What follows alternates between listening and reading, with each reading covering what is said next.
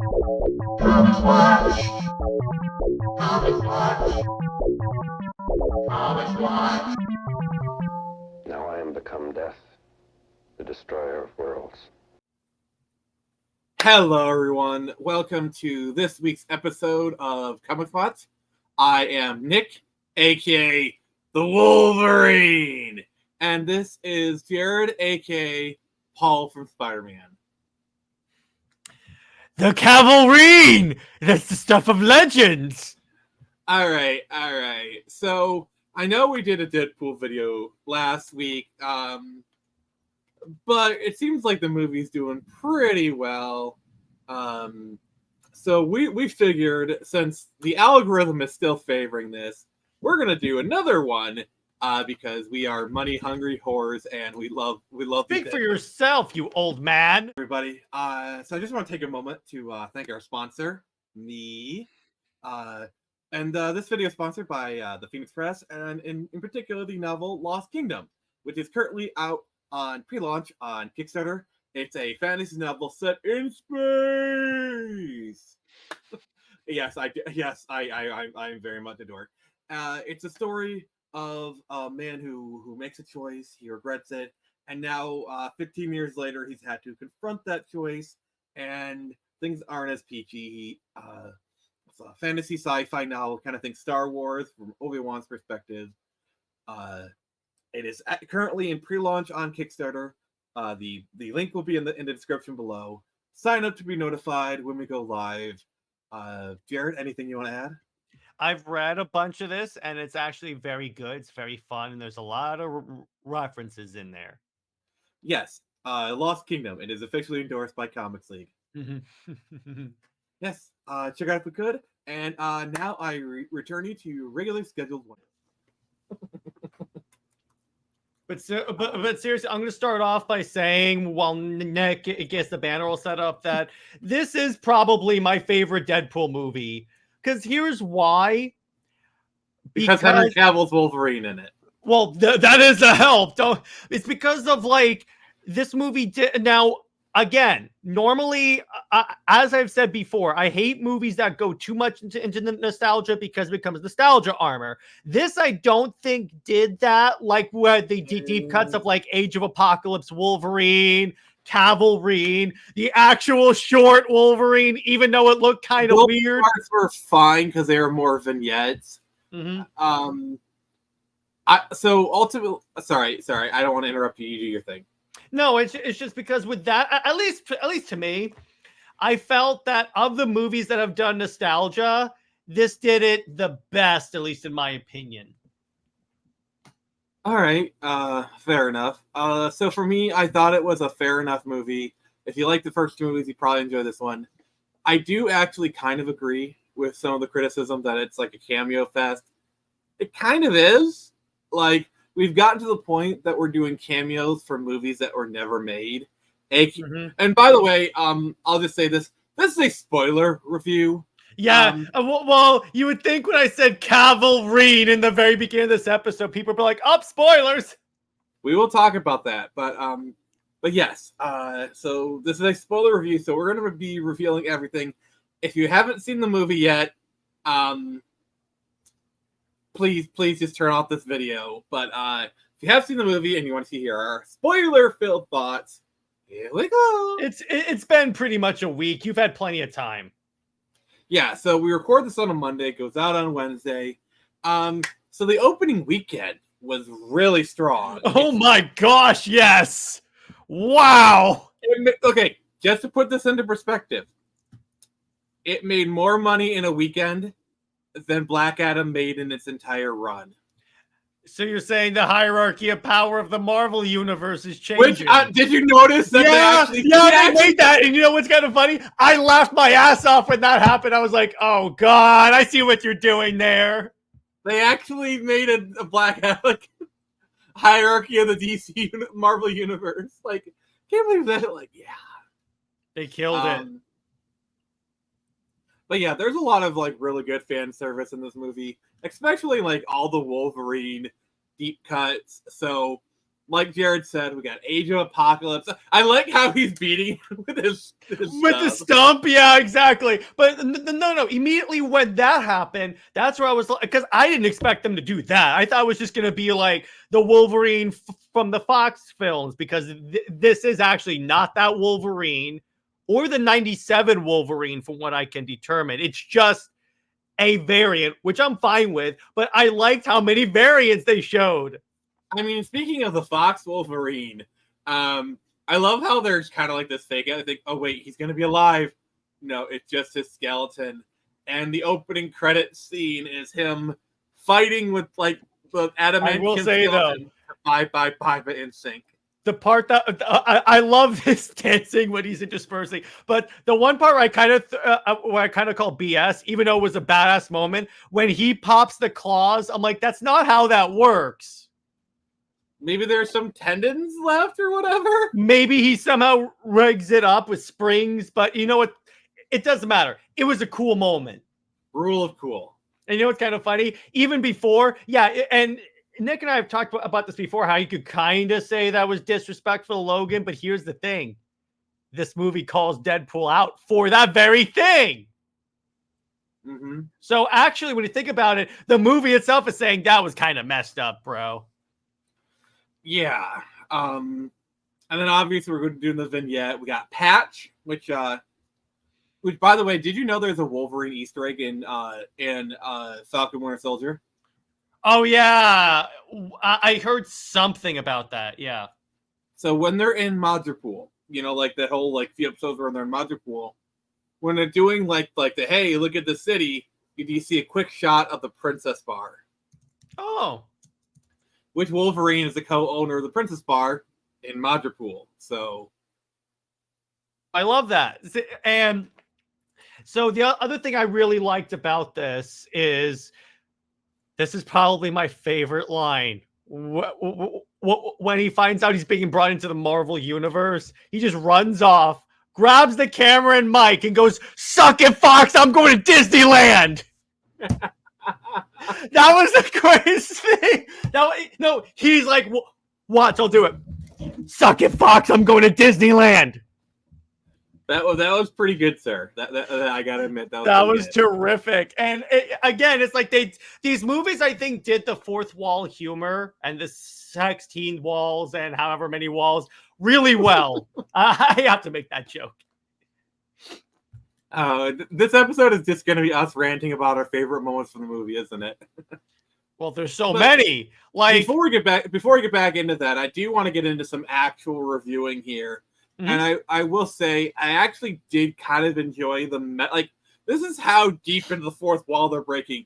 Even the plot itself breaks the fourth wall, because it goes beyond fourth wall and it becomes meta. 16 walls. Because there's like this meta narrative of this thing called anchor points. Mm-hmm. Anchor point characters, and when they die, the universe slowly dies off. And Wolverine was the anchor point universe for the Fox universe, which, as we very clearly saw, as soon as they killed Logan, the universe kind of slowly died off. And we can apply that to the Fox, to the MCU, which, let's be fair, killed Tony Stark, it slowly dies. Which, if you saw the episode, and this is how meta it is. I'm about to talk about a ComixWatch mini that we haven't recorded yet, but which all of you have saw 2 days ago. Because there's no way you didn't see what happened. Yes, because we record the ComixWatch mini after this. So they announced at San Diego Comic-Con RDJ's come back, which we're going to talk about in the ComixWatch mini. So you've probably already seen that, so we don't need to repeat. By the way, future Nick, please don't use too many F-bombs. YouTube doesn't like that. Yeah, exactly. Please do not. Trust me, it'll save you in the edit. It makes it really fast. Exactly. But like RDJ was kind of the anchor part of the universe, and after Endgame, you know. Now it's our turn to our regular scheduled fanboying. Some of my favorites was all the stuff with Blade. I like how Blade said something about not liking Deadpool, and he said, Well, to be fair, you never did. Yeah, I also love the part where he goes, "There's only one blade, and there always will be." And then Deadpool just looks at the camera. They knew exactly what they're doing. With I freaking my favorite gag for that was when Channing Tatum shows up as Gambit and he's doing the accent, but Deadpool can't understand what he's saying. I love that. Or like just the Cavill stuff. We'll treat you a lot better than those people down the street. Can I tell you the moment that got me the most hyped where I audibly yelled, "Hell yes!" When Wolverine pulls the hood up and it's the actual, because here was my problem. I knew he was going to wear the helmet. I was just wondering if it's going to be nanotech. It's an actual hood. Oh. And then Deadpool goes, "Do you say that only for special occasions?" "Only killing." I just freaking love that. That is such a Wolverine line. And I love this Wolverine's arc where he's wearing these suit as a tribute. And then at the end of it, before the final battle, he goes, "This was the first time I've ever been proud of this suit because I'm an X-Man."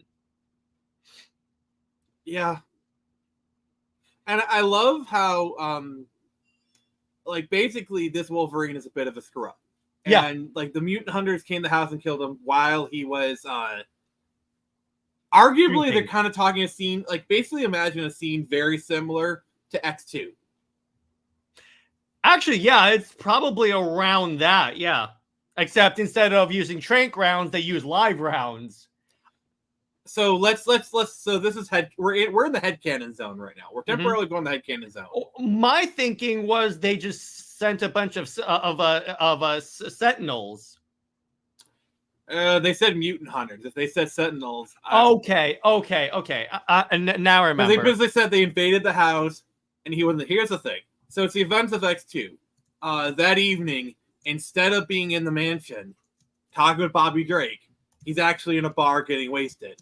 And by the time he comes back, also William Stryker's men aren't there to pacify; they're there to kill. Mm-hmm. So he basically kills everybody. They basically kill everybody. And Wolverine was not there to stop him. Yeah. And he probably, he blames himself, but it's like maybe he wouldn't have been able to, save them. Well, if it's a scenario or what that, let's just say it's the scenario of X2, because that's not, honestly, the timeline and everything, it sounds about right. Basically, imagine X2 without Wolverine, which I think Stryker would have won in that scenario. Yeah, pretty much. But the other thing I really liked is the Wolverine suit because it looked legit like it's from the comics, and I liked they tore off the sleeves at one point. I thought it was gonna be in sleeves the whole time, but they're like, nope, end of the movie with the hood. Here's how crazy their dedication to keeping the hood on was. So normally the third act is when you have a hero who keeps their mask on. Normally by the third act they'll find a way to tear off the mask, Spider-Man, Toby, yeah, exactly, or Andrew Garfield or whatever, or Tom Holland in that case. Literally everyone, yeah. So it literally they tear off his entire chest. I love how they do that. And Deadpool's yeah, I know. I also love the way that scene goes. You think Deadpool is gonna do the solo sacrifice play, but then it turns out they needed each other in order to save all of reality. And can I just say the music is perfectly synced to that scene? It looks really great. I know.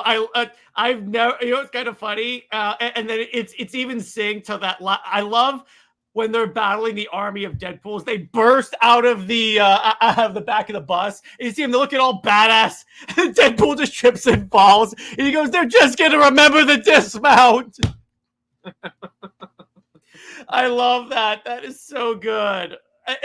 A lot of these movies, this entire movie was one of those things where, yes, it has stupid humor in it, but it's Deadpool. So I was like, okay, fine, I can get that. And the other thing is how deep they went. They even had him in the John Byrne suit fighting Hulk. They went even deeper than that. They literally recreated the cover. Mm-hmm. Yeah, exactly. Yeah, with the literally one of like people say that like Akira slide and Christ on Infinite Earth / Dark Phoenix is homage way too much. I'm sorry, they don't scratch the surface on Wolverine Claws and Spider-Man 300. They did people that. Stop giving me crap. In Wolverine Predator, literally the first cover is Wolverine's claws with the Predator being reflected. Great story, by the way.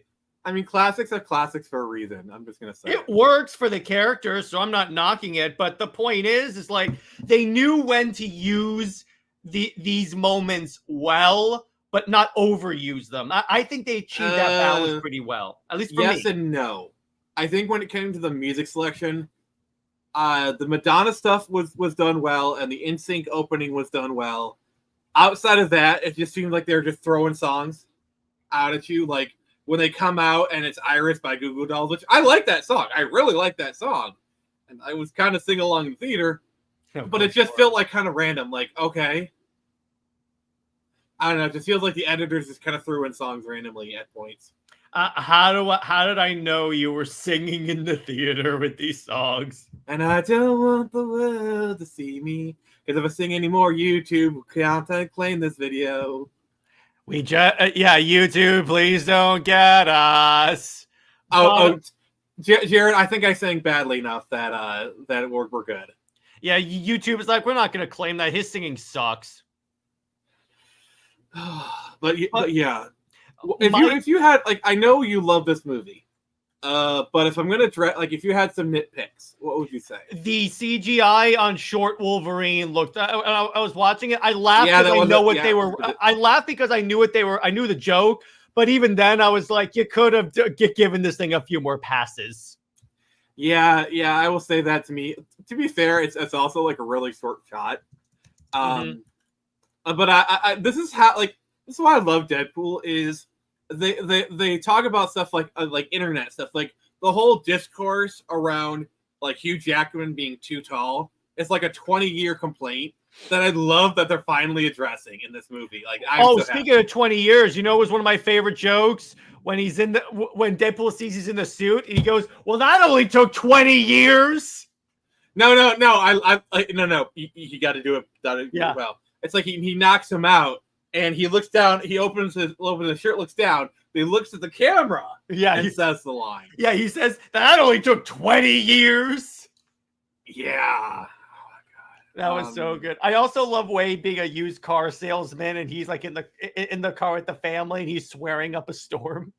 And a bad one at that.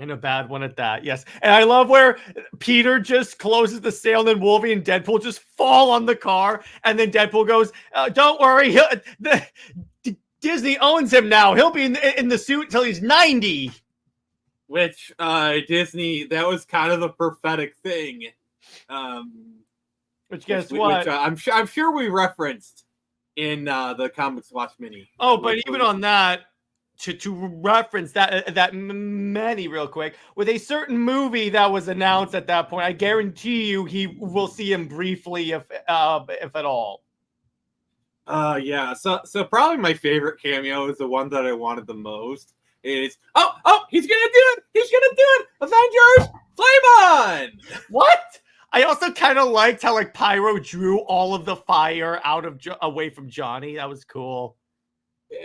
I'm not sure he can actually do that. I'm not sure you can actually do that. Even I was like, you can't do that. But you know what? It's a movie. Because this Johnny in particular, literally this version of Johnny, okay, is specifically stated in his movie that he can go so hot, it's like a supernova star. Maybe he wasn't. They literally say that in the movie. He can go as hot as the sun. Maybe he wasn't going supernova. There's a gay joke in there somewhere.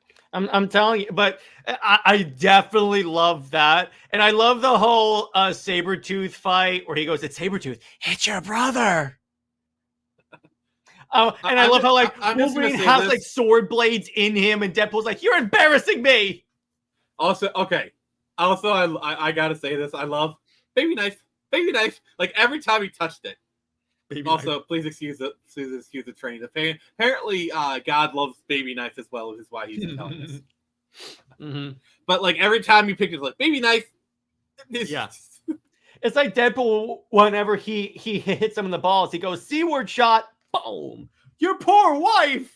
See, like they were so deep into the cameos, like there are like lots of people in Cassandra Noah's compound that they didn't even focus on. Like obviously Azazel they showed. Deathstrike. Lady Deathstrike, which was not Kelly Hugh. There's actually like one shot where you see the actress and it's not her. Yeah, I think there's a couple other people like Toad. I don't know if that was Toad Ray was Parker. there. It's just I think he died at some point, but Toad was there. He got struck by lightning. Juggernaut. Except I'm not sure if it's the same actor. It looked like it might have been the same actor. You got to remember, it's been like 15 years since that movie. I also was like, wow, when another cameo, X-23 essentially cut his feet off. That's one way to stop him, I guess. Yeah. And I gotta say, X-23 being in the movie was great. Did they ever call her X-23 in Logan? I think they alluded to it. They did once. They did once or twice. But in this movie, they did it like 4 or 5 times. Like that was literally her name in this movie. And then he goes, my name is like Laura or something like that. But I also like, this is obviously the Laura from Logan because she references Wolverine giving his life for her.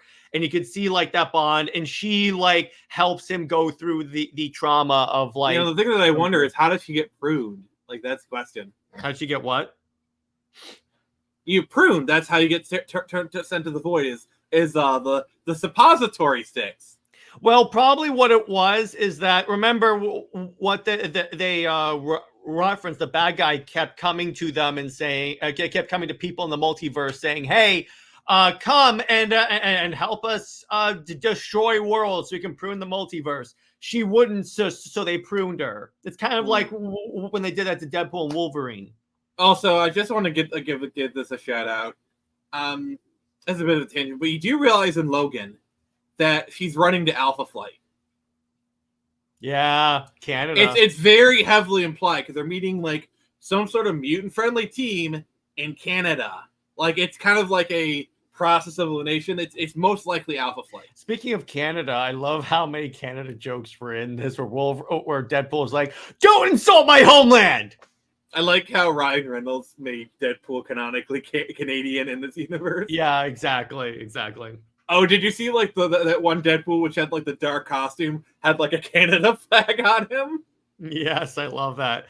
Speaking of that, it's like Lady Deadpool, played by Blake Lively. Yeah, I specifically checked the credits, like but hey, which that was good. You also had Dogpool. One of my favorite cameos is Nice Pool, where he's like the most non-violent hipster doofus of the movie. He goes, I would fight, but I have low bone density. Also, I love the entire Deadpool core. It's like you got every version of Deadpool you could think of. Also, the best part about Dogpool is he was actually voted Britain's ugliest dog. And he was adopted by like a nice couple and whatnot. I love that. I love how the dog gets some redemption. Yeah, and I also love where Deadpool gets like Nice Pool killed. And he goes, he gave his life in service to our to help us. And then Wolverine goes, he gave his life to murder you, a-hole. Also, I love how there's literally 2 gold Chekhov guns in the beginning of the movie. Like, are those 2 gold Desert Eagles literally Chekhov's guns? Literally. Which, by the way, Chekhov guns is a literary term to where if Chekhov points out the gun above his mantle, the gun will be used at some point in that scene. So literally, they're 2 pairs of Chekhov's guns. I'm sorry, the writer in me is having fun with this. Oh boy, yeah, exactly. And the other my other nitpick is that it gets the plot of all 3 movies have essentially been the same. The plot is so he can get the girl back. The first the first one he gets turned to Deadpool, and then he has to rescue her. The second one, he eventually uses time travel to get her back. This one, he's doing all this because he wants to be a big deal to get her back. I disagree. Yes, he is getting his girl back, but he wants to get his family back. Like, they make a very big point, like that picture, of his whole entire family. That's the only thing that means anything to him. is his people, his family. His F word. Yes, and is the girl part of it? Mhm. Yes, but it's kind of expanded to all those people. Like, I'm really glad that Peter got more of an expanded stuff in this. You know, kind of makes. But the thing that I kind of wonder is, so the end, it's implied that everyone, all of his friends, got back from the void, but the only one we see is X-23. I think everyone got back and they just like did that. So, but it is kind of cool. So does that mean she'll show up in a future Marvel movie because he's in the MCU now? I mean, she is very embedded in the Disney system because remember she was in that Star Wars fan fiction show Acolyte. There was no show called Acolyte, Nick. There was some fan fiction. Well, let me put it this way, Nick. It's about as existent as some sequel to Pacific Rim, which never got made. According to you, there's a fan film called Pacific Rim Uprising, which was written by one of the prospective writers of James Gunn's Paradise Lost. Oh. Even when I told Britt that, by the way, she goes, please let the other one be the main writer. I'm just like, come on, guys, please. Yeah, exactly. But yeah, I think Cassandra Nova was a good villain. I think having this take place mostly in the Void was great. I really loved like the big 20th Century Fox logo. I would have loved if like Deadpool looks at it and then goes bum ba da ba da ba da ba da. Yeah, that would have been cool. I would have okay. Here's a line that I wish I would have heard. And Jared, you're gonna love this. They would have said, "Oh, hey, where's Ajax?" And then somebody said, "Oh, he's off quelling a rebellious moon." Yeah, there you go. You know what I would do if I were do you get it? Yes, I do. Because you know who Ajax plays. Yes, exactly. And I pointed this out to my friend Tyler. You know, if I were writing this, I would have some reference to Superman so that Deadpool can go, oh, yeah, he's married to that really lame reporter. God. And he goes, hey, and he goes, I wonder what Deadpool and Wolverine is written by Jared is just like 2 hours of like Super Wonder and bad Lois Lane. No, I would have a thing where, like, remember in Deadpool 1 where she holds up the action figure of the X-Men Origins Deadpool and then he throws it away? It would essentially be like the Lois Lane comic. It's like he goes, oh, you found my toilet paper. See, this is Jared when he writes the Ambush Bug movie. And I would Ambush Bug is DC's Deadpool. I would have Ambush Bug say, okay, so you're giving Lois Lane Superwoman powers. Just admit you don't have any ideas anymore. Oh, God. Imagine if they do let you write an Ambush Bug movie. Oh, I am going to go ham. And I would have a thing where it goes, so you're telling me a certain director is the blueprint? If like there's like 52 new superheroes, I would go, so they're the new 52? Imagine are a bunch of them gonna get canceled? By the way, in your universe, you need to have Athena and Atlas coming out of the theater, and on the marquee it says Zack Snyder's Justice League. I'll put ZSJL in case that's copywritten. And say, oh, that was the best movie ever. Yeah, and then I would have Atlas say, man, you should see the theatrical cut. No, it's like you should have saw the work print that came out before they fired the director and hired the Yeah, exactly. But the point is, going back to that cavalry scene, I gotta talk about that because not only did they have Cavill, he did the arm reload to deploy his claws. I love how that's quickly becoming like his signature move.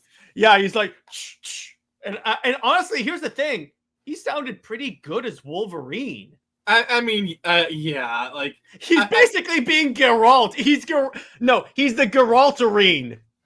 I would not be surprised if he does become the main Wolverine. Nick, I gotta say this: if there's a mod for The Witcher where you can play as Cavalrine, please do it. Oh god, oh god, I'm just thinking of like That's gonna be you can't tell me that's not gonna be a mod. I mean, technically, I have the Henry Cavill face, so it kind of is. It's I kind can of give him like a really big beard. Yeah, do that. See if you can give him the sideburns. All right. He's looking it up right now. He's looking it up right now. That has to be a thing. That has to be a thing. Oh god. Oh god. Oh god. Oh dear. I'll have to like look. So supposedly there is a Wolverine hair mod for The Witcher 3. Oh, can you stack mods? Put the Cavill one on, and then put the Wolverine hair one. You got it, dude. All right, I'll see what I can do. Because the Nexus has been hidden, but we'll see. We'll see. No promises. Yeah. So, but yeah, that was really cool. And I love where he goes, "It's the stuff of legends." By the way, did you see there's also a rumor that Gal Gadot got cast as Jean Grey? In which case, if Cavill's going to be the main Wolverine. Oh, God. Oh, God. I'm just saying, bro. That's Super Wonder technically in the multiverse. Oh, God. Your dedication to this bit. I'm just telling you, dude. Your dedication to this bit, my man. Yes, it is. I do have very strong dedication to this bit. I host a show about this. I have to be dedicated. I hear your show is super wonderful. You could say it has a long legacy. Which, by the way, all right, so Jared is no longer... Fun fact, I named it Super Wonder Legacy as a screw you to James Gunn because originally the Superman movie was called Superman Legacy. I had to. Nick, isn't that a pun that you would make if you were in my position? Yes, unfortunately. Thank you. And it worked, so there you go. But on a serious note, yes, I could see him being the main Wolverine. All right, so we're gonna wrap it up here because we've gone wildly off topic. Jared, where can people find you and what you got going on? All right, so you can find me at Comics League on YouTube, Comics League JT on Twitter, where I post all sorts of Lois Lane bashing for engagement.